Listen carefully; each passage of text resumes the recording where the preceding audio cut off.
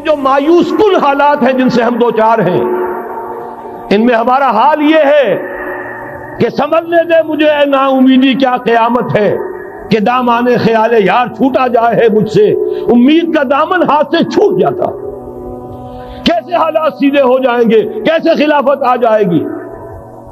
جیسے قرآن مجید میں تذکرہ ہے جب پہلی مرتبہ یروشلم کو برباد کیا ہے نبوکدنضر نے، حضرت عزیر جب آئے ہیں وہاں دیکھا شہر کو کوئی متنفس نہیں، کوئی دو اینٹیں سلامت نہیں، ان کی زبان سے الفاظ نکل گئے انا یحیی ھذہ اللہ بعد موتھا، یہ بستی جو ایسے ویران ہو گئی اللہ اسے کیسے دوبارہ زندہ کرے گا۔ سورہ بقرہ میں واقعہ مذکور ہے، میں صرف حوالہ دے رہا ہوں۔ آج وہی حال ہمیں نظر آ رہا ہے، دنیا میں خلافت کیسے آ جائے گی؟ یہاں تو ڈنکا بج رہا ہے امریکہ کا، یہاں تو طاقت وہ ہے، اسرائیل کا خنجر جو ہے عالم عرب میں بھپا ہوا ہے، اور غیر عرب مسلم ورلڈ میں بھارت کا خنجر، اور دونوں خنجر کا نشان ہے۔ کبھی نقشہ دیکھا ہو، اسرائیل تو واقعتاً خنجر کے مانند تھا، جب تک یہ ویسٹ بینک شامل نہیں ہوا تھا اس کی شکل بالکل خنجر کی، اوپر دستہ اور نیچے وہ پھل عالم عرب کے سینے میں پیوست۔ یہی بھارت کا حال ہے، آپ نقشہ دیکھیے، کشمیر خنجر کے دستے کے مانند ہے اور نیچے وہ تکون جا رہی ہے، اور اسی نے جدا کیا ہے عالم اسلام کا ایک حصہ جو مغربی پاکستان کے ساتھ ہو گیا، اور وہ جو بنگال مشرقی پاکستان سے ہوتے ہوئے انڈونیشیا ملائیشیا علیحدہ ہو گئے۔ اس پورے کو ذہن میں رکھیے تو یہاں بھی وہ خنجر اسی طرح پیوست ہے۔ حالات اتنے مایوس کو، ہماری کوئی حیثیت نہیں، ہمارے حکمرانوں کے دنیا میں مذاق اڑتے ہیں، ہمارے وسائل ان کے زیر تسلط ہیں، ان کے قبضے میں ہے، ہماری پالیسیاں وہ بناتے ہیں، ہمارے لیے بجٹ انسٹرکشن وہاں سے آتی ہیں، ٹیکسیشن پالیسیز ان کے احکام کے مطابق بنتی ہیں، پھر کہاں سے ہو جائے گا؟ انا یحیی ھذہ اللہ بعد موتھا، کیسے زندہ کرے گا؟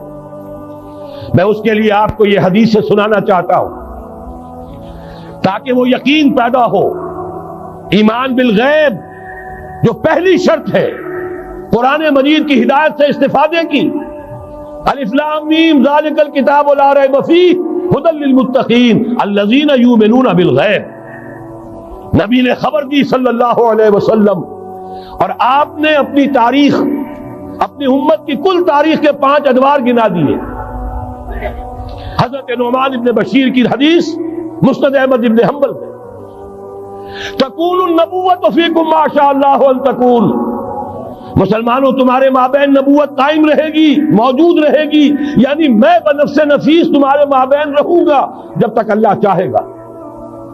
ثم یرفع اللہ اذا شاء یرفعها، پھر جب اللہ چاہے گا نبوت کو اٹھا لے گا، یعنی میرا انتقال ہو جائے گا۔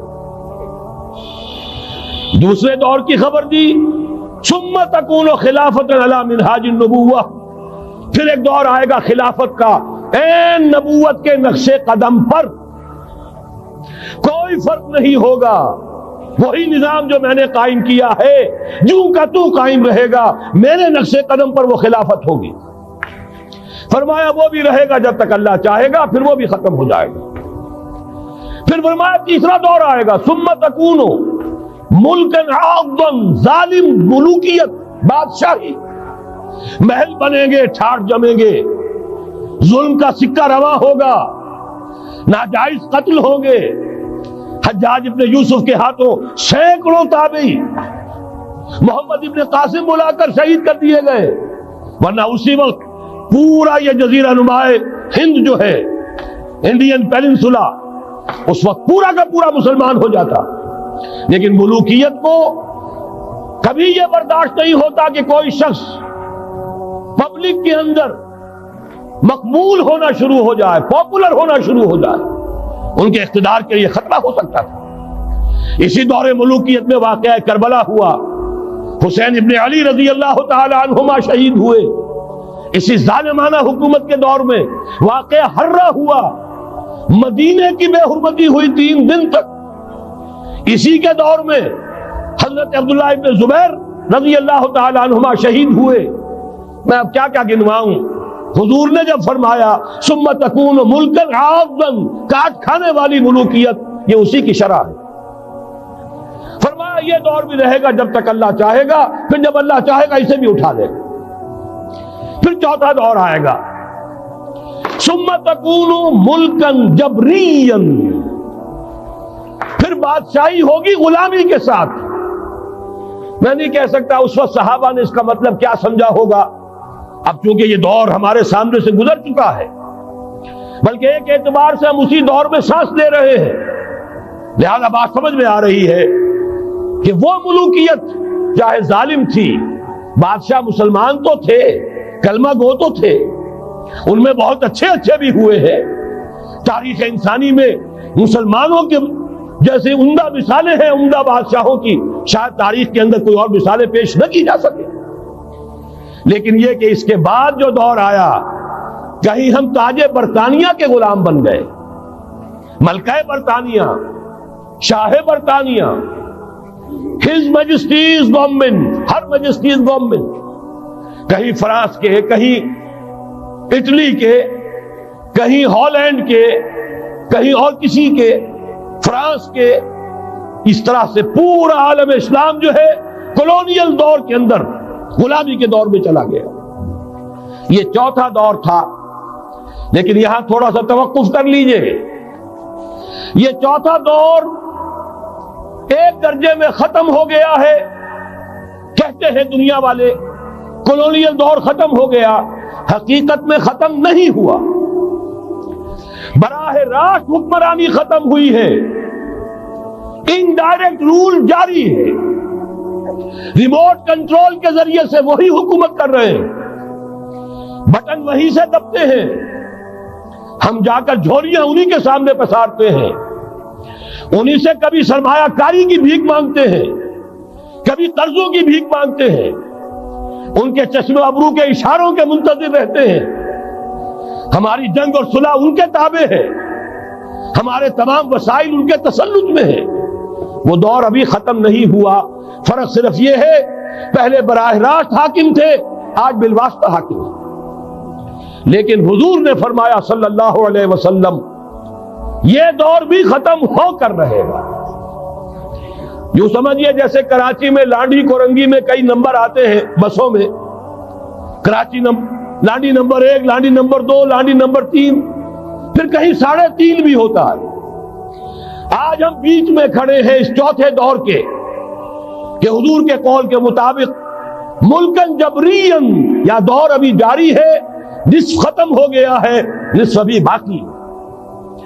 لیکن ایک بات تو بڑی تلخ ہے، ابھی بقیہ نصف میں بڑی قیامتیں گزرنے والی ہیں، اسی بقیہ نصف میں وہ مارکہ پیش آنے والا ہے، اسی میں وہ ملاحم ہوں گے، اسی میں وہ الملحمۃ العظمیٰ ہوگی، اسی میں دجال اکبر کا ظہور ہوگا، اس میں ہمارے اوپر تکالیف اور مصائب ابھی اور اس کے سائے گہرے ہوں گے، اور کچھ روز سزاؤں سے لہو برسے گا، اور غمناک یہ تاریک اندھیرے ہوں گے، لیکن اس کے بعد فرمان نبوت پوری شان کے ساتھ ظاہر ہوگا۔ ثم تکون خلافت علی منہاج النبوہ، پھر دور آئے گا خلافت علی منہاج النبوہ کا، دوبارہ وہی دور، بے نہیں وہ نظام جو محمد رسول اللہ نے قائم فرمایا صلی اللہ علیہ وسلم، دنیا میں دوبارہ قائم ہو کر رہے گا۔ میرے کئی دوستوں نے کہا ہو کر رہے گا، میں یقین کے ساتھ کہتا ہوں ہو کر رہے گا، صرف یہ کہ ہم یہ نہیں کہہ سکتے ابھی اس میں کتنی دیر ہے۔ جیسے قرآن مجید میں کئی جگہ حضور سے کہلوایا گیا، نبی کہہ دیجئے ان ادری اقریب ام بعید ما توعدون، لوگوں جو وعدہ تم سے کیا جا رہا ہے یہ تو میں نہیں کہہ سکتا وہ جلدی پورا ہوگا یا دیر میں، ہوگا ضرور پورا۔ ان اللہ لا یخلف المیعاد، اللہ تعالیٰ اپنے وعدے کی خلاف ورزی نہیں کرتا۔ تو محمد الرسول اللہ صلی اللہ علیہ وسلم کی دی ہوئی نوید، دوبارہ خلافت علی منہاج النبوہ کا نظام قائم ہوگا۔ یمن میں جب ان کا ایک بند ٹوٹا تھا بہت بڑا، سد معارب، تو پھر وہاں جو ان کی خوشحالی تھی اور جو وہاں پر جو باغات تھے اور جو کھیتیاں سب برباد ہو گئی، اور وہاں سے لوگ جو ہے نقل مکانی کرنے پر مجبور ہو گئے۔ یہی یمن کے قبائل تھے جو جا کے شام اور عراق میں آباد ہوئے. یہی یمن کے 2 قبیلے تھے جو مدینے میں آ کر آباد ہوئے، اوس اور خزرج. یہ یمن کے قبیلے تھے. تو اس بند کے ٹوٹنے کے بعد اگر خدا نہ خواستہ اگر ہمارا تربیلا ڈیم ٹوٹ جائے کیا ہوگا؟ پچھلے دنوں خبریں آئی ہیں اخبارات میں کہ ہندوستان میں غور ہو رہا ہے اس پر کہ تربیلا ڈیم کو اڑا دو. وہ سوچ رہے پاکستان کو ختم کرنے کی سبیل کیا ہو سکتی ہے؟ تو بڑی سمپل ہے اور بڑا آسان کام. بمبارڈمنٹ کر دینا جو ہے ٹھیک ہے، ان کا جہاز آئے، کچھ کو ہم گرا بھی لیں گے، کچھ تو آ کر جو ہے وہاں پر وہ اپنے بم جو ہے وہ ہدف کے اوپر گرا جائیں گے. کیا ہوگا؟ یوں سمجھیے کہ جو سونامی کا آیا تھا سیلاب، وہ سونامی کا سیلاب آئے گا بھارت پاکستان کے اوپر اور ہر چیز تباہ و برباد. کم سے کم یوں سمجھیے کہ تقریباً 100 میل کی چوڑائی میں، اور یہ سب جو ہے ریگستان بن جائے گا، ہر چیز ختم ہو جائے گا. خدا نہ خواستہ. دوبارہ سد معارف کی والی صورتحال واقع ہوئی تھی. تو اس کے بعد سے یہ جو ہے یہ اللہ کا گھر یہ جو ہے گرا ہوا تھا. اس کی کوئی اب صرف یہ کہ قواعد رہ گئے تھے. قواعد کہتے ہیں جو بنیادیں ہوتی ہیں، وہ پھر اللہ تعالیٰ نے حضرت ابراہیم کو بتائی کہ یہ ہیں وہ بنیادیں جن پر کہ وہ گھر ہوتا تھا. وَإِذْ يَرْفَعُ إِبْرَاهِيمُ الْقَوَاعِدَ مِنَ الْبَيْتِ وَإِسْمَاعِيلُ. ان بنیادوں پر حضرت ابراہیم اور اسماعیل نے مل کر 2 معماران حرم نے یہ عمارت جو ہے دوبارہ تعمیر کی ہے. تو گویا کہ حضرت ابراہیم علیہ السلام معمار دوم ہے. معمار اول اس کا جو ہے وہ خود حضرت آدم علیہ السلام. فی آیات بینات مقام ابراہیم. مقام ابراہیم ہے، جو بھی وہاں گئے ہیں انہوں نے دیکھا ہے ایک پتھر تھا جس پر کھڑے ہو کر حضرت ابراہیم علیہ السلام تعمیر کر رہے تھے. اب آج تو آپ کو معلوم اسکیفولڈنگ لگ جاتی ہے، بانس لگ گئے، یا آج کل تو جو ہے پائپ جو ہے لوہے کے اس سے لگا کر، تو جیسے جیسے عمارت اٹھتی جا رہی ہے اسی طریقے سے اس کے ساتھ جو ہے وہ چل رہے ہیں اور ان کے اوپر کھڑے ہو کر تعمیر ہو رہی ہے. تو اس وقت کچھ نہیں تھا. تو ایک پتھر ایسا تھا کہ جو خود بخود اٹھتا تھا اللہ تعالیٰ کے اٹھانے سے، یا یوں کہیے کہ ملائکہ کے اٹھانے سے، اور اسی پر حضرت ابراہیم کھڑے ہو کر وہ پتھروں کے اوپر پتھر رکھتے جا رہے تھے. اور اس کی وجہ سے اس پتھر کے اوپر کتنی دیر کھڑے رہنا ہوا ہوگا حضرت ابراہیم علیہ السلام کا کہ اس پر ان کے پاؤں کے نشان بن گئے. وہ ہے مقام ابراہیم، جو آپ نے دیکھا ہوگا کہ وہاں ایک بہت خوبصورت قسم کا ایک پنجرا سا بنا ہوا ہے اور اس کے اندر وہ مقام ابراہیم ہے. اور جب بھی طواف کرتے ہیں تو طواف کے بعد 2 رکعتیں جو ہے وہ پڑھی جاتی ہیں ابراہیم، مقام ابراہیم کے پیچھے جتنا بھی قریب تر ہو کر پڑھا جا سکے، لیکن بہرحال رخ ادھر ہے. تو فی آیات بینات مقام ابراہیم ومن دخلہ کان آمنا. تو ایک تو یہ کہ وہ نشانیاں ہیں وہ اللہ تعالیٰ جن لوگوں کی کہ دل کی آنکھ کھلی ہو، روحانی آنکھیں کھلی ہو، ان کو دکھاتا ہے. اور ایک وہ ہے کہ جو ہماری سامنے کی ظاہری آنکھوں کو بھی نظر آتی ہے. یہ نوٹ کر لیجئے کہ یہ مقام امن کا گہوارہ رہا.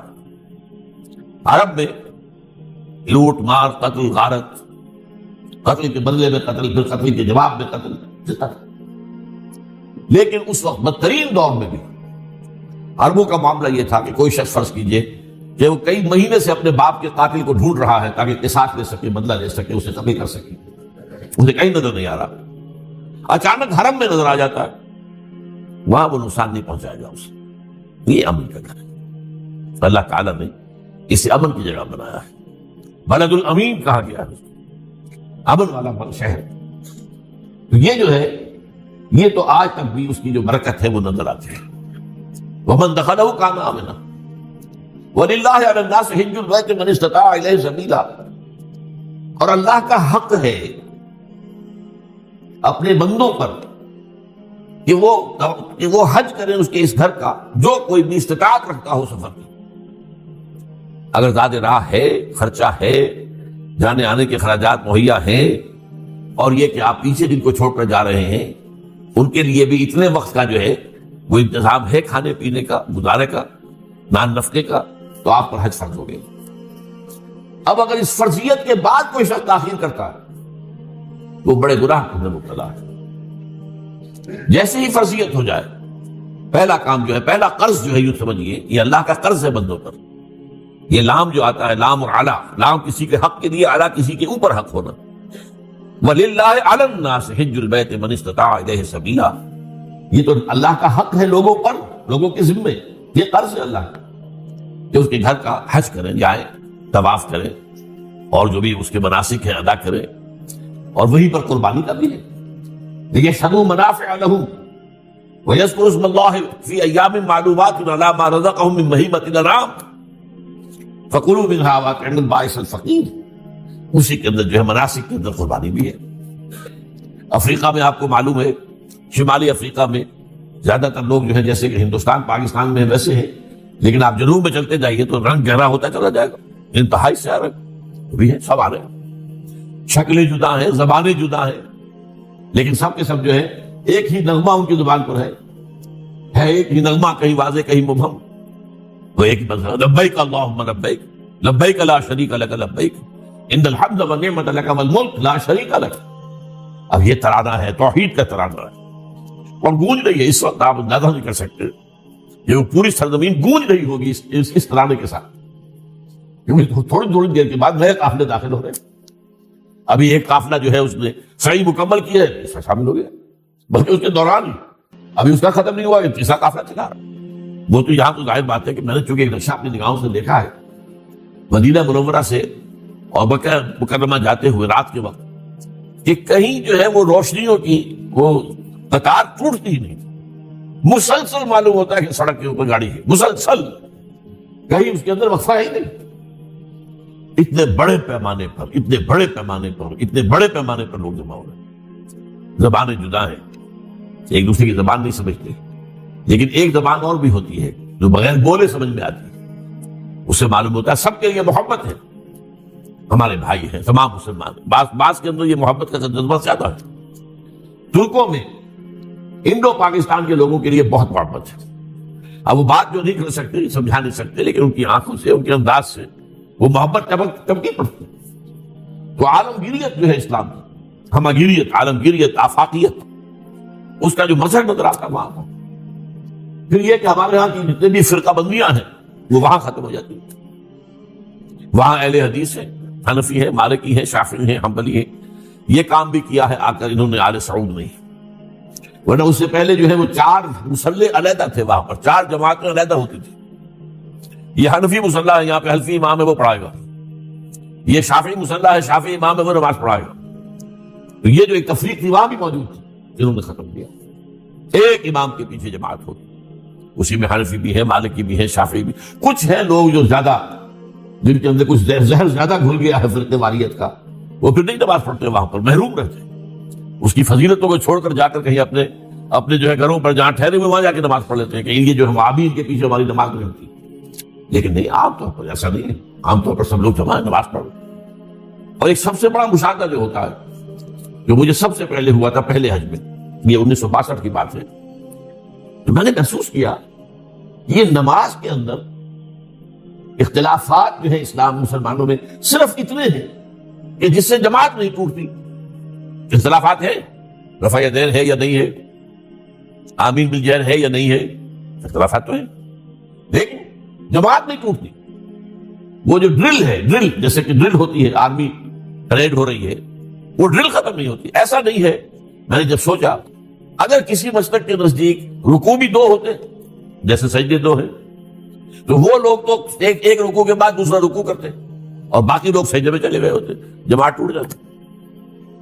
یا اگر کسی کے نزدیک ہر رکعت کے اندر جیسے رکوع ایک ہے، سجدہ بھی ایک ہی ہوتا، تو کچھ لوگ تو ایک سجدہ کر کے کھڑے ہو جاتے اور دوسرے لوگ جو ہے دوسرا سجدہ کر رہے ہوتے، جماعت ٹوٹ جاتی. یہ میں سمجھتا ہوں کہ کس کی حکمت ہے، کس نے یہ طے کیا. یہ ٹھیک ہے آپ میں رنگا رنگی بھی ہو، ذوق اس چمن کو ہے زیب اختلاف سے، اختلاف بھی ہے، رفع یدین بھی ہو رہا ہے، آمین بالجہر بھی ہو رہا ہے، نہیں بھی ہو رہا ہے، سب کچھ ہے، لیکن وہ اجتماعیت نہیں ٹوٹ رہی. یہ وہ یوں سمجھئے کہ یہ زندہ موجودہ ہے اسلام کا. یہ 1400 برس بیت گئے ہیں اور کتنے بڑے علاقے میں یہ اسلام پھیلا ہے، اور یہ کہ مختلف مسالک وجود میں ہے، اس میں کوئی شک نہیں ہے. حنفی ایک علاقے کے اندر آپ کو ملیں گے صرف شافعی، ہندوستان کا بھی مغربی ساحل کے صرف شافعی ملیں گے آپ کو. اس سے آگے آپ جائیے، چونکہ یہ عرب تاجروں کے ذریعے سے ایمان لائے ہیں یہ لوگ، سری لنکا کے لوگ ہیں، انڈونیشیا کے لوگ ہیں، ملیشیا کے لوگ، سب شافعی ہیں. ہندوستان میں چونکہ اوپر سے شمال سے آیا ہے اسلام، یہ ترکوں کے ذریعے سے آیا ہے، اور وہ کٹر حنفی تھے. یہاں حنفیت تھی، ترک جو ہے کٹر حنفی. یہ ترکی تو تھے جو آئے تھے. یہ کون تھا؟ محمود غزنوی کون تھا؟ سبکتگین کون تھا؟ الپتگین کون تھا؟ بختیار کاکی کون تھا؟ قطب الدین بختیار، یہ کون تھے؟ سب ترک. اور ترک بھی کون؟ غلامان، خاندان غلامان یاد کیجیے. لیکن 12 ان کے سلسلے سے جو اسلام کے ساتھ آیا ہے وہ خالص حنفی اسلام، کوئی حل نہیں. وہاں جا کر سب جمع ہو جاتے ایک وحدت کے اندر. تو یہ سب مشاہدات وہاں کے ہوتے ہیں جو ہماری ظاہری آنکھوں کو بھی نظر آ جاتے ہیں، جس کا کہ قلب کے اوپر بڑا گہرا اثر پڑتا ہے. اب میں ایک موضوع لے رہا ہوں، یہ جو قربانی کا مسئلہ ہے، اس کے بارے میں ایک زمانے میں تو بہت منکرین حدیث کی طرف سے اس کے خلاف بڑی جو ہے ایک مہم چلی تھی کہ ختم کیا جائے اس کو. یہ خواب کا جو ہے خرچ ہوتا ہے بہت بڑا، اور ضائع ہوتا ہے گوشت. اتنے بڑے پیمانے پر گوشت ہوتا ہے، کھایا نہیں جاتا. اچھا، ایک زمانے میں فریج بھی نہیں تھے، یہ بھی نہیں کہ آپ محفوظ کر دیں، گوشت ضائع بھی ہو سکتا تھا. اور بھی چیزیں جو ہے وہ گوشت کی وہ صحیح طور سے استعمال نہیں ہوتی تھی. تو اس کے اوپر بڑا پروپیگنڈا منکرین حدیث کا رہا کہ یہ جو ہے قربانی صرف حج کے موقع پر ہے. میں اس کی نفی کے لیے آج آپ کو بتا رہا ہوں کہ سورہ حج کے اندر جو 2 رکوع ہیں، ایک چوتھا ایک پانچواں، چوتھے رکوع میں بھی قربانی کا ذکر ہے، پانچویں میں بھی قربانی کا ذکر ہے. یہ ایک دم جو ہے ایک جگہ پر جو 2 طرح کی قربانیوں کا ذکر ہو رہا ہے، یہ کیوں ہو رہا ہے؟ چوتھے رکوع میں وہ مناسک حج کے ساتھ اس کا ذکر ہے. وہاں جو فرمایا گیا لِيَشْهَدُوا مَنَافِعَ لَهُمْ وَيَذْكُرُوا اسْمَ اللَّهِ عَلَىٰ مَا رَزَقَهُم مِّن بَهِيمَةِ الْأَنْعَامِ فِي أَيَّامٍ مَّعْلُومَاتٍ عَلَىٰ مَا رَزَقَهُم مِّن بَهِيمَةِ الْأَنْعَامِ فَكُلُوا مِنْهَا وَأَطْعِمُوا الْبَائِسَ الْفَقِيرَ. وہاں پہ قربانیاں دو، پھر اللہ کا نام لو ان جانوروں پر جو اللہ نے تمہیں عطا کیے ہیں، ان جو معین دنوں کے اندر لو، فی ایام معلومات، اور پھر اس میں سے خود بھی کھاؤ. اور جو ہے جو جیسے صدقہ کا گوشت ہوتا ہے وہ نہیں ہے، وہ قربانی کا گوشت ہے، اس میں سے آپ خود بھی کھائیں اور غربا کو کھلائیں، غریبوں کو دیں، مساکین کو دیں. تو یہ پورا حکم آ چکا چوتھے رکوع کے اندر. پانچواں رکوع پورا کا پورا جو ہے وہ عید الاضحیٰ پر ہے میرے نزدیک. یہی حکمت صوم کے بارے میں ہے کہ وہاں جب ایک حکم تکرار کر کے آیا کہ پہلے فرما دیا گیا فَمَنْ كَانَ مِنْكُمْ مَرِيضًا أَوْ عَلَىٰ سَفَرٍ فَعِدَّةٌ مِّنْ أَيَّامٍ أُخَرَ. اگر بیمار ہو کوئی اور یہ یہاں کے سفر پر ہو تو وہ تعداد دوسرے دنوں میں پوری کرے. پھر کیا وجہ دوبارہ آ رہا ہے؟ شہر رمضان الذی انزل فیہ القرآن ھدی للناس وبینات من الھدی والفرقان فمن شہد منکم الشہر فلیصمہ ومن کان مریضا او علی سفر فعدۃ من ایام اخر. کیوں؟ یہ تو ادبی اعتبار سے یہ کلام کا عیب شمار ہوتا ہے، تکرار بلا کسی سبب کے. نہیں، سبب کے بغیر نہیں.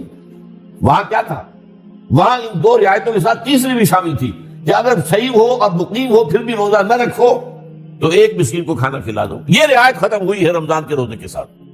اب رکھنا پڑے گا روزہ، اور اگر بیمار ہو یا سفر پر ہو تو ٹھیک ہے، دوسرے دنوں میں پورا کرو، پورا کرنا لازم ہے. تو یہ چیز جو ہے یہ در حقیقت کسی وجہ سے ہوتی ہے. بالکل یہی بات ہے سورہ حج کے چوتھے رکوع کے اندر وہ جو قربانی ہے حج کے ساتھ اس کا ذکر آ چکا. اب سنیے یہ جو آ رہا ہے، فرمایا وَلِكُلِّ أُمَّةٍ جَعَلْنَا مَنْسَكًا. ہر امت پر ہم نے ایک جو ہے قربانی کا معاملہ نازل وہ جو ہے فرض کیا ہے. میں نے کیونکہ آج شروع میں کہا تھا کہ صوم اور حج میں کچھ مشابہتیں ہیں. دیکھیے صوم کا حکم بھی آیا تھا تو کس طور سے آیا تھا؟ یا ایھا الذین آمنوا کتب علیکم الصیام کما کتب علی الذین من قبلکم لعلکم تتقون. اہل ایمان تم پر روزہ رکھنا فرض کیا گیا جیسے کہ فرض کیا گیا تھا ان پر جو تم سے پہلے تھے. یہاں پر اسی حوالے سے بات ہو رہی ہے اے مسلمانوں، یہ قربانی صرف تم پر فرض نہیں کی جا رہی، یہ تو ہر امت پر، ہر نبی ہر رسول کی امت. وَلِكُلِّ أُمَّةٍ جَعَلْنَا مَنْسَكًا لِيَذْكُرُوا اسْمَ اللَّهِ عَلَيْهَا، تاکہ وہ نام لے اللہ کا، عَلَىٰ مَا رَزَقَهُم مِّن بَهِیمَةِ الْأَنْعَامِ، جو کچھ اللہ تعالیٰ نے انہیں رزق دیا ہے. یہ چوپائے جو ہیں حیوانات قسم کے، ان پر اللہ کا نام لے کر چھری پھیری جائے، اللہ کے نام سے ان کو ذبح کیا جائے. فَإِلَٰهُكُمْ إِلَٰهٌ وَاحِدٌ فَلَهُ أَسْلِمُوا. تو یہ جان لو کہ اس قربانی کی اصل روح کیا ہے. وہ یہ ہے کہ اللہ تمہارا ایک الہ ہے، اسی کے سامنے تمہیں سر جھکانا ہے. یہ روح تقویٰ اگر نہیں ہوگی تو یہ قربانی بے معنی ہو جائے گی. نماز و روزہ و قربانی و حج یہ سب باقی ہیں، تو باقی نہیں ہے. جب اللہ تعالیٰ کے ساتھ تعلق نہیں ہے تو یہ ساری چیزیں ریچولز بن جائیں گی. اب یہ بھی ہوتا ہے 20-20 25-25 ہزار کے بکرے جو ہیں وہ لوگ لیتے ہیں، پھر ان کو گھماتے ہیں پھراتے ہیں، ان کے اوپر ریشمی چادریں چڑھاتے ہیں، ان کو جو ہے وہ مہندی لگا کر. بہرحال وہ چیزیں جو ہیں یہ اظہار اس طرح کا یہ تو پسندیدہ نہیں ہے. تو یہ تو لوگوں کو دکھانے کی بات ہے. اور اپنے پیسے کی جو ہے اپنی دولت کے اظہار کا ایک ذریعہ ہے، لیکن یہ کہ بہرحال قربانی انسان کرے، اور یہ کہ اس کے اندر روح جو ہے تقویٰ کی وہ موجود ہوگی۔ فَإِلَٰهُكُمْ إِلَٰهٌ وَاحِدٌ فَلَهُ أَسْلِمُوا وَبَشِّرِ الْمُخْبِتِينَ۔ اور اے نبی ان لوگوں کو بشارت دے دیجئے کہ جو اللہ کے سامنے جھکے رہتے ہیں۔ ایک تالاب کے اندر پرسکون پانی کھڑا تھا، پتھر آپ نے مارا ہے بھائی، آپ نے مارا، لہریں اٹھ رہی ہیں، وہ لہریں تو اٹھیں گی۔ پھر جنگ بھی حضور نے شروع کی ہے صلی اللہ علیہ وسلم۔ ہمارے ہاں جو اپولوجیٹک لوگ ہیں انکلوڈنگ شبلی نعمانی، نہیں حضور نے کوئی جارحانہ جنگ نہیں کی، حضور نے آغاز نہیں کیا، انہوں نے مدافعانہ جنگ لڑی ہے۔ جنگ حضور نے شروع کی، کیوں کی؟ غلبہ کرنا دین کا آپ کا فرض تھا، آپ کو اپنا فرض پورا کرنا تھا۔ اب کیسے کیا آپ نے اس کو سمجھیے۔ 6 مہینے میں 3 کام، دور رس پلاننگ ہو رہی ہے۔ 7ویں مہینے سے آپ نے دستے بھیجنے شروع کر دیے، چھاپہ مار دستے۔ 7ویں مہینے سے لے کر 18ویں مہینے تک جبکہ غزوہ بدر ہوا ہے، 8 یہ غزوات، 4 غزوے ہیں جن میں حضور بھی گئے ہیں اور 4 سرایہ ہیں جن میں حضور نہیں گئے، آپ نے کچھ لوگوں کو بھیجا ہے۔ اور اس کو وہ لوگ ہمارے ہاں جو اپولوجیٹک انداز تھا، کیونکہ یورپ نے کہا اسلام تلوار سے پھیلا، نہیں تلوار سے نہیں پھیلا، تلوار سے نہیں پھیلا، تلوار سے نہیں۔ اور ادھر یہ تو بڑی خونی لوگ ہیں، اور جنگجو نبی تھا محمد صلی اللہ علیہ وسلم، نہیں انہوں نے دفاع میں جنگ کی تھی صرف، یہ بات صحیح نہیں، اقدام حضور کی طرف سے ہوا۔ ابھی وہاں بحث چل رہی تھی، ابھی کوئی اقدام نہیں ہوا، یہاں سے اقدام کیا ہوا؟ اب آپ نے چھاپا مار دستے بھیجنے شروع کیے۔ پہلا ٹارگٹ کیا تھا؟ قریش کے قبیلے بدر کے پاس سے گزرے، حملہ کرو، طائف کی طرف جائیں۔ نخلا کے اندر بھی آپ نے ایک گروپ بٹھا دیا، watch the movement of Quraysh and keep us informed, جیش نخلا کہلاتا ہے۔ آپ خود ایک لشکر لے کر، جو قریش نے اب ایک بہت بڑا جو ہے بہت بڑا ایک کاروان جو ہے قافلہ تجارتی تیار کیا تھا، جتنے مہاجرین وہاں سے آئے ان کے گھر لوٹ کر سارا سامان لے کر اس کو فروخت کر کے ایک بڑی رقم فراہم کی گئی، اور اس سے وہ قافلہ تیار ہوا جو ابو سفیان لے کر گیا شام، اور حضور نے اس کا پیچھا کیا تھا، لیکن وہ نکل گیا آگے۔ ادھر سے حضور نے جو ایک چھوٹا سا گروپ بھیجا تھا نخلا، یہ نخلا کا ذکر میں کر چکا ہوں، طائف سے واپسی پر فجر کی نماز آپ نے یہاں پڑھی، اور یہاں جنات نے حضور کو سنا ہے۔ نخلا میں کہا کہ جاؤ، ایک 8 آدمیوں کا دستہ آپ نے تیار کیا، عبداللہ ابن جحش رضی اللہ تعالیٰ عنہ جو آپ کے پھوپھیزاد بھائی بنتے ہیں ان کی سرکردگی میں، اور سیکریسی کیا ہے؟ ایک خط لکھ کر مہر لگا کر دے دی گئی، یہاں سے 3 دن کی مسافت میں جانے کے بعد خط کھولنا اور پھر دیکھنا کیا لکھا ہے اور اس پر عمل کرنا۔ جا کر کھولا ہے تو لکھا جاؤ نخلا میں وہاں قیام کرو، اور ہمیں ابھی دیکھیے یہ انٹیلیجنس کی موو ہے، یہ ہمیں قریش کی نقل و حرکت کی اطلاع دو۔ اب وہاں جب انہوں نے خط کھولا اور حیران رہ گئے، یہ اس کا تو مطلب ہم شیر کے منہ میں جا رہے ہیں، یہ تو مکے اور طائف کے درمیان جگہ ہے، بدر کا معاملہ ہو رہا ہے، بدر مدینے سے قریب، مکے سے دور ہے، یہ تو مکہ بالکل نیکسٹ ڈور آپ پہنچ گئے۔ حضرت عبداللہ بن جحش نے کہا بھائی جو حضور نے لکھا میں نے تو عمل کرنا ہے، آپ میں سے جس کی ہمت نہیں واپس چلا جائے، نہیں سب تیار آئے۔ وہاں یہ تھا کہ وہاں ایک قافلہ ٹھہرا ہوا تھا قریش کا، چھوٹا سا قافلہ، 4 آدمی تھے، مال تجارت تھا، کئی اونٹ تھے۔ اب صورت پیش یہ آ گئی کہ رجب کے مہینے کا آخری دن تھا، اشہر حرم کا معاملہ تھا کہ جس میں جنگ کرنا حرام ہے، تو مشورہ کیا کیا کریں۔ اب انہوں نے کہا جو بھی ہو اب تو ہمیں لڑائی، اب تو یا وہ ہمیں ماریں گے یا ہم انہیں ماریں، دو ہی بات ہو گیا، either we kill them or they will kill us۔ تو انہوں نے تیر اندازی کی، ایک ان میں سے مارا گیا، 2 کو گرفتار کیا، ایک بھاگ کر بچ کر مکے پہنچ گیا، مال غنیمت اور 2 قیدی لا کے حضور کی خدمت میں۔ حضور ناراض ہوئے، میں نے تمہیں جنگ کی اجازت تو نہیں دی تھی، لیکن آپ نے کوئی سزا بھی نہیں دی، سچویشن ایسی ہو گئی تھی، اب کیا کریں۔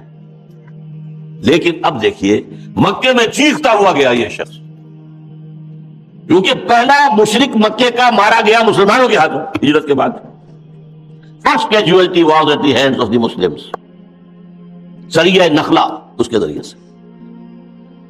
اب ظاہر بات ہے کہ خواہش ان کے ہاتھ مضبوط ہو گئے نا، اب یہ محمد کی اتنی ضرورت، دل تو بیچارے خاموش ہو رہے ہوں کہ کیا کریں، کیا جواب دیں۔ یہ تو آغاز جو ہے محمد نے کر دیا صلی اللہ علیہ وسلم، چاہے حضور کی اجازت نہیں تھی جنگ کی، یہ ہو تو گئی۔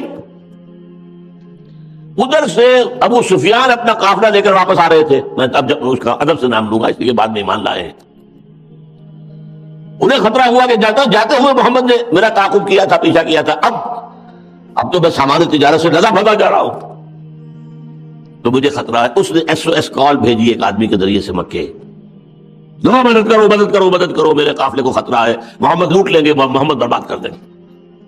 یہ دو باتیں ہو گئی. نخلا سے چیختا ہوا وہ آدمی آ گیا کہ ہمارے ایک آدمی کو محمد کے آدمیوں نے قتل کر دیا صلی اللہ علیہ وسلم. ادھر سے وہ سوار آ گیا دوڑتا ہوا کہ تمہارا قافلہ، تمہاری دولت، تمہارا مال وہ کئی 100 اونٹوں کے اوپر لدا ہوا، جاؤ جنگ کرو، ان کی حفاظت کا بندوبست کرو. یہ دو اسباب ہوئے جن کے بنا پر تبر جنگ بجا ہے مکے کے اندر. اس کی طرف سے انیشیشن ہوئی ہے. اچھی طرح سمجھیے معاملات کو. اب جو ہے جنگ کا آغاز، ابھی تک جو 8 مہمیں تھی ان میں جنگ کی نوبت نہیں آئی تھی. غزوہ اب ہوا غزوہ بدر. 1000 کا کیل کانٹے سے لیس لشکر، 1000 اونٹ، 100 گھوڑے اور 9 لشکر، دف بجانے والے اور ڈرم بیٹرز اور بڑے اپنے شان و شوکت کے ساتھ. جانتے تھے محمد کی نفری کتنی ہے. اور ابو جہل نے کہہ دیا تھا یہ یوم الفرقان ہوگا، یہ ہوگا دن ثابت ہو جائے گا خدا کس کے ساتھ ہے. اسے یقین تھا فتح ہماری ہونی ہے، یوم الفرقان. اب ادھر سے مسئلہ یہ آ رہا ہے، حضور مدینے سے نکلے صلی اللہ علیہ وسلم. لوگوں نے سمجھا یہ اسی طرح کا معاملہ جیسے پہلے نکلتے رہے. مدینے سے کچھ باہر آ کر آپ نے ایک مجلس شورا منعقد کی. مسلمانوں، ایک لشکر آ رہا ہے شمال سے، ایک قافلہ آ رہا ہے شمال سے، مال تجارت سے لدا پھدا ہے. وہاں پہ صرف 50 سے یا 30 ہے، یہ 2 مختلف تعداد آتی ہے. ایک لشکر آ رہا ہے جنوب سے کیل کانٹے سے لیس، اور اللہ کا یہ وعدہ ہے کہ ان 2 میں سے ایک پر تمہیں ضرور فتح دے گا. بتاؤ کدھر چلے؟ کچھ ہم جیسے بھی وہاں ہوں گے بہرحال. حضور چلے قافلے کی طرف چلے. 150 آدمی آسانی سے ختم کر دیں گے انہیں، ان کا اسلحہ مل جائے گا. ہمارے پاس تو سب کے پاس تلواریں بھی نہیں ہے. 50 مسلح لوگوں کا اسلحہ ملے گا، مال ملے گا بہت. اس کے بعد ہم لشکر سے نپٹ لیں گے. حضور فرمایا نہیں، مجھے مشورہ دو. اب مہاجرین ایک ایک کر کے کھڑے ہو رہے ہیں. حضرت ابو بکر، حضرت عمر جان سارانہ تقریر کر رہے ہیں. حضور جو آپ کا منشا ہو آپ بسم اللہ کریں. مقداد بن الاسود نے کھڑے ہو کر کہا رضی اللہ تعالی عنہ، حضور آپ ہمیں موسیٰ کے ساتھی نہ سمجھیے جنہوں نے کہہ دیا تھا فَذْهَبْ أَنْتَ وَرَبُّكَ فَقَاتِلَا إِنَّا هَاهُنَا قَاعِدُونَ. جاؤ موسیٰ تم اور تمہارا رب تم لڑو، ہم نہیں جائیں گے. پہلے دشمن کو وہاں سے نکال دو پھر جائیں گے. ہم وہ نہیں ہیں، ہم محمد کے ساتھ ہیں. محمد رسول اللہ والذین معہ اشداء علی الکفار رحماء بینہم. یہ محمد کے ساتھی. اچھا حضور پھر بھی کہتے ہیں مشیرونی، مجھے مشورہ دو، مجھے مشورہ دو. اب حضرت سعد کو خیال آیا، وہ انصار کے رئیس تھے، کہ ہو نہ ہو یہ ہماری طرف روئے سخن ہے حضور کا. اس لیے کہ بیعت عقبہ ثانیہ پر طے ہوا تھا اگر مدینے پر حملہ کیا انہوں نے تو ہم آپ کی حفاظت ایسے ہی کریں گے جیسے کہ اپنے 8 اولاد کی کرتے. ابھی وہ تو مدینے پر حملہ آور ہوئے نہیں ہے. یہ تو جدید اسلام میں ہم کہیں گے کہ محمد پریمپٹ کر رہے ہیں، تو گویا کہ وہ معاہدہ کور نہیں کر رہا.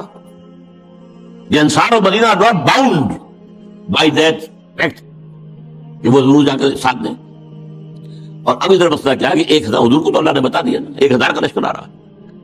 اور یہ جو جمع ہوئے تھے 313 ان میں سے 85 تھے مہاجرین، باقی جو تھے زیادہ وہ 150 سے زیادہ جو ہے 150 لگ بھگ جو ہے یا اس سے کچھ کم، یہ تو تھے 200 ان کے، یہ تو تھے انصار. حضرت عبادہ کھڑے ہوئے، کانک کانینا یا رسول اللہ. اے اللہ کے رسول معلوم ہو رہا ہے آپ کا روح سخن ہماری جانب ہے. یہ جو آپ بار بار کہتے ہیں مجھے مشورہ دو مشورہ دو مشورہ دو، غالباً اس سے مراد آپ ہم سے چاہ رہے ہیں. اب یہ جو بات کہی ہے یہ ہے وہ ایمان کا نچوڑ. فَإِنَّا آمَنَّا بِكَ وَصَدَّقْنَاكَ. تو اے رسول اللہ آپ پر ایمان لا چکے ہیں، ہم نے آپ کو اللہ کا رسول مانا ہے، آپ کی تصدیق کی ہے، اب ہمارے پاس کون سا آپشن ہے؟ خدا کی قسم اگر آپ مر کے غمات تک جائیں گے، ہم اپنی اونٹنیوں کو دبلا کر دیں گے، پہنچ جائیں گے وہاں تک. آپ بسم اللہ تو کیجیے. یہ یمن کا آخری شہر ہے برق الغمات. اور اگر آپ سمندر کے کنارے کھڑے ہو کر اور اپنی سواری سمندر میں ڈال دیں گے، ہم بھی ڈال دیں گے. حضور کا چہرہ کھلکھلا اٹھا. یہ جواب انصار کی طرف سے آنے کے بعد فرمایا چلو بدر. اب یہاں پہلے فلسفہ انقلاب کے حوالے سے اور فلسفہ سیرت کے حوالے سے ایک نقطے پر غور کر لیجیے، اس کے بعد میں واقعات کی تفصیل میں اب نہیں جاؤں گا. دیکھیے یہ آپ نے کیوں کیا تھا، یہ آرٹس جو ہے آپ نے مہمات کیوں بھیجی تھی؟ دو مقصد تھے. اکنامک بلاکیڈ آف مکہ. مکے کی معاش کا دار و مدار، وہاں تو کوئی چیز پیدا تو ہوتی نہیں. بادل غیر ذی زرع، گندم باہر سے نہ آئے تو فاقے، ہر چیز تو باہر سے آتی تھی. پھل تھے کچھ طائف کے اندر، تو پھلوں سے جو ہے وہ غذا کی ضرورت تو پوری نہیں ہوتی. آپ نے بلاکیڈ اکنامک کیا مکے کا. اب یہ راستہ مخدوش ہے. It's not safe for you, we are very much here. اسے آپ کہیں گے اکنامک بلاکیڈ آف مکہ. اور پولیٹیکل آئسولیشن آف قریش. آپ جہاں کہیں گئے ان 8 مہموں کے دوران، یا آپ کا کوئی امیر قائم کیا ہوا، جس علاقے میں گئے وہاں پہ جو قبیلہ تھا اس کو اپنا حلیف بنا لیا. یا اگر پہلے وہ قریش کا حلیف تھا تو اسے یہ طے کر دیا کہ تم نہ ہمارے ساتھ نہ ان کے ساتھ، نیوٹرل رہو گے. اب جو قبیلہ حلیف تھا قریش کا وہ نیوٹرل ہو گیا، تو جو پولیٹیکل انفلوئنس آف قریش ہے وہ ڈیمینش ہو رہا ہے. Decrease in the political influence, یا کہیں political isolation of Quraysh. Economic blockade of Mecca, political isolation of Quraysh, جس کا رد عمل ہے پھر جو 2 واقعات کی شکل میں ہوا، اور پھر وہ فوج نکلی. اور اس کا حاصل کیا ہوا وہ بھی سمجھ لیجئے. یہ اصل میں گویا کہ سانپ کو بل میں سے نکالا گیا ہے. مکہ امن والا شہر ہے.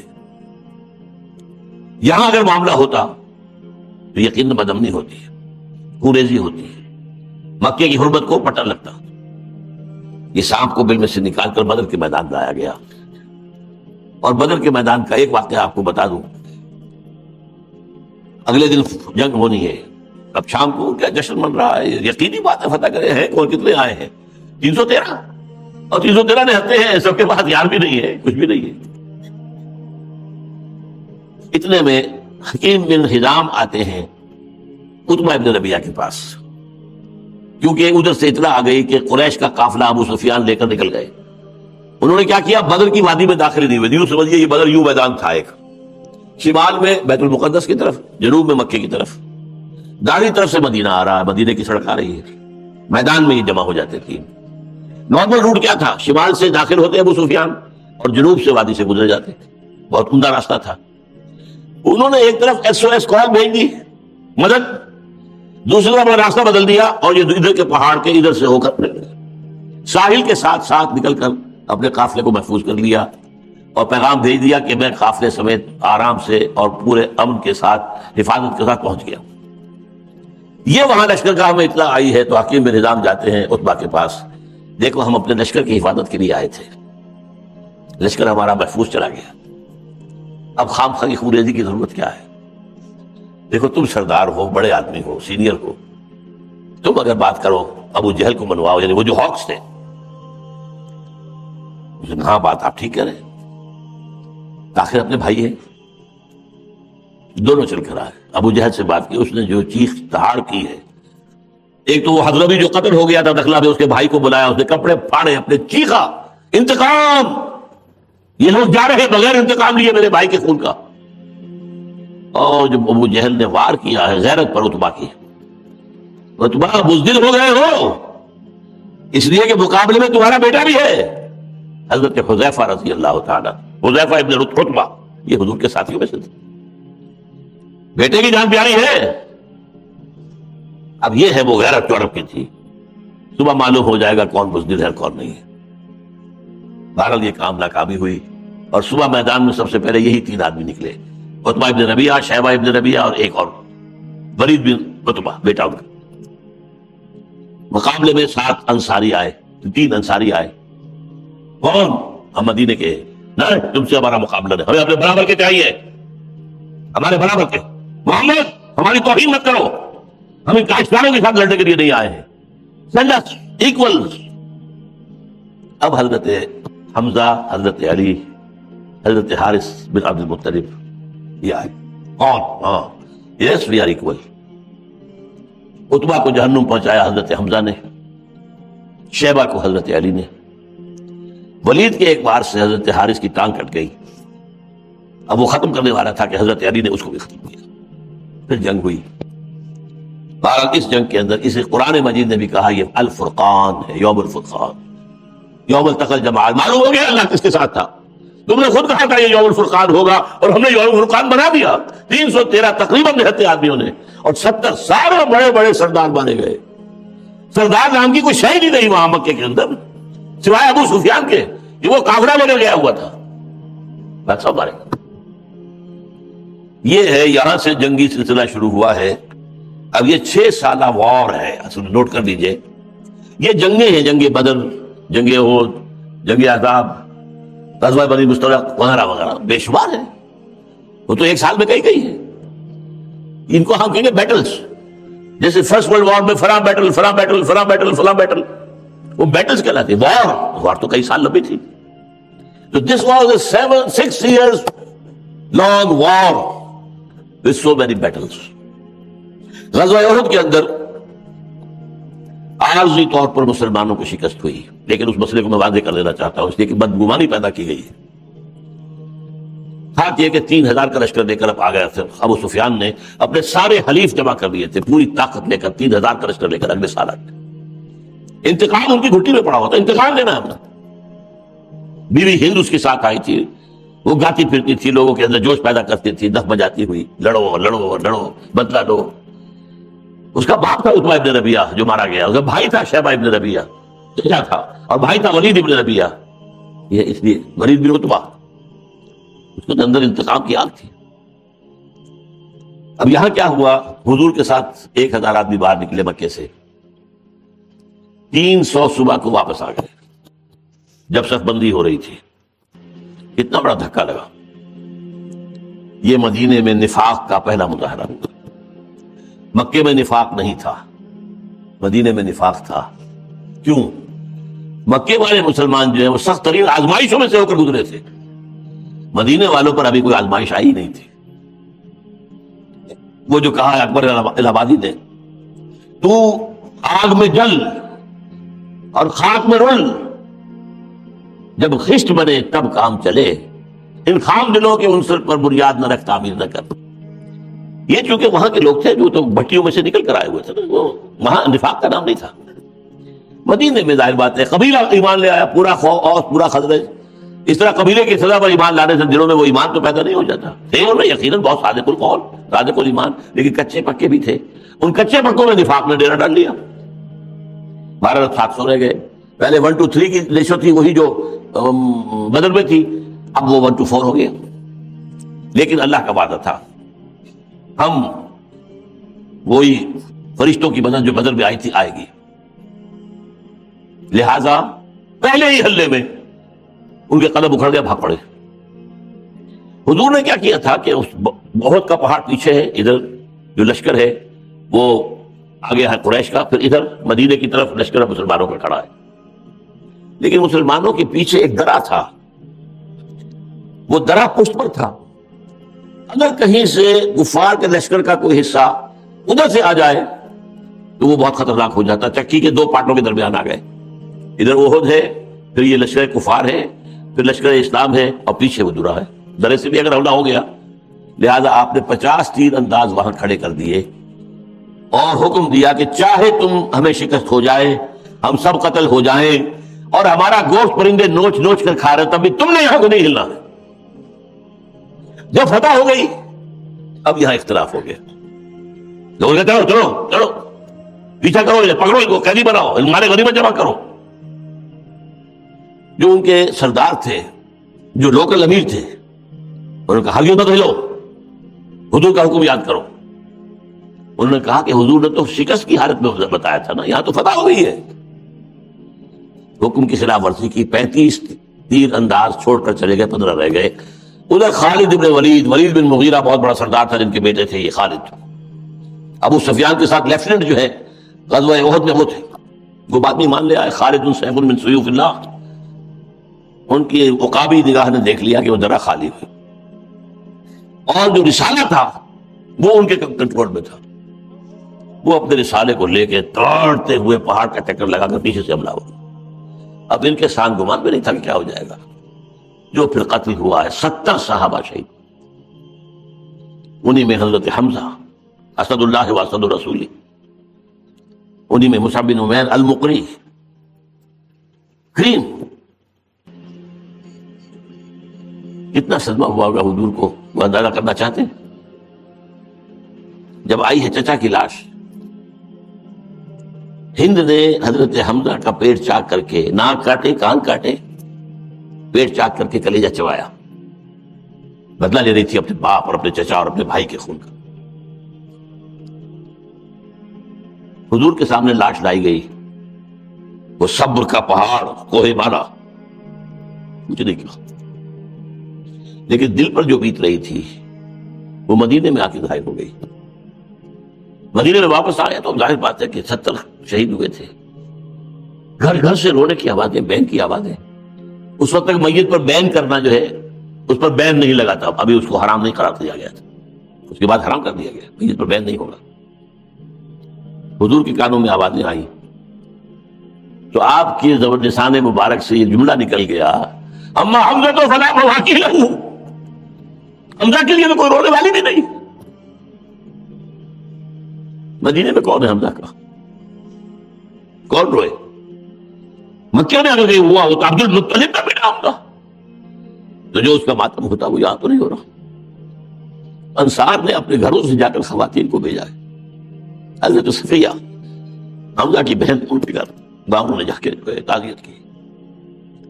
میں نے اس لیے آپ کو بتایا تھا کہ حضرت عائشہ نے پوچھا تھا کیا احد سے بھی سخت دن آپ پر گزرا ہے، کیونکہ حضرت عائشہ بھی ان میں تھی خواتین میں، پردہ ابھی پردے کا حکم آیا نہیں تھا۔ جب خبریں مدینے پہنچی ہیں تو وہ دوڑی آئی ہیں زخمیوں کی دیکھ بھال کے لیے، خواتین انصار کی۔ تو وہ منظر تو ان کا دیکھا ہوا تھا، طائف تو انہوں نے نہیں دیکھا، تب حضور نے کہا تھا مجھ پر سخت ترین دن جو ہے وہ طائف کا تھا۔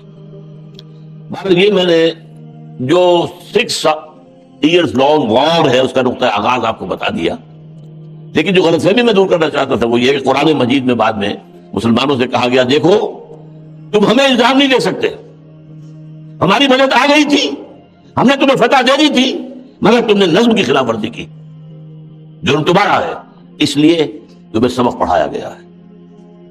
ابھی تو تمہاری مشن کا آغاز ہو رہا ہے، ابھی تو پوری دنیا میں تمہیں اللہ کے دین کو غالب کرنا ہے، بڑے بڑے مارکے آنے ہیں، بڑی بڑی آزمائشیں آنی ہیں۔ اگر تمہارے ڈسپلن کا یہ حال ہے تو کام کیسے ہوگا؟ میں آیت آپ کو سنا رہا ہوں، وَلَقَدْ صَدَقَكُمُ اللَّهُ وَعْدَهُ، دیکھو اللہ نے تم سے اپنا وعدہ پورا کر دیا تھا، اِسْتَحُسُّونَهُم بِإِذْنِهِ، جبکہ تم انہیں گائل مجرم کی طرح کاٹ رہے تھے، حَتَّى إِذَا فَشِلْتُمْ، یہاں تک کہ جب تم ڈھیلے پڑے، نظم ڈھیلا کر دیا، وَتَنَازَعْتُمْ فِي الْأَمْرِ، اور ڈسپلن کے معاملے میں جھگڑے، تم نے اپنے مقامی امیر کے بات کی خلاف ورزی کی، من بعد وعصیتم، اور تم نے نافرمانی کی، من بعد ما اراکم ما تحبون، اس کے بعد کہ تمہیں اللہ نے وہ شے دکھا دی تمہیں پسند ہے بہت۔ یہ پسند والی بات پہ اکثر مفسرین نے اور اکثر سیرت نگاروں نے کہہ دیا مال غنیمت کے لیے جھپٹے تھے، یہ بالکل غلط ہے۔ مال غنیمت کا معاملہ بدر میں طے ہو چکا تھا، وہاں پہلے کیا تھا عرب کے اندر، جو جس کے ہاتھ آ گیا وہ اس کا ہے، اس لیے ظاہر بات ہے کہ سب کوشش کرتے تھے میں زیادہ سمیٹوں، میں زیادہ سمیٹوں۔ بدر کے بعد قانون آ گیا کہ جو مال غنیمت ہے اس کا خمس اللہ کا ہے، اور باقی جو ہے سب میں برابر تقسیم ہو جائے گا، جو ہے لا کے جمع کرو، پول کرو، یہ نہیں کہ جو کسی کے ہاتھ لگ گیا وہ اس کی ملکیت ہے۔ یہ قانون تو آ چکا تھا، لہٰذا احد میں تو اس کے لیے بھاگنے کی، دوڑنے کی، کہیں ہم محروم نہ رہ جائیں، سب لوگ مال سمیٹ کر دوسرے لے جائیں، اس میں کوئی امکان نہیں تھا۔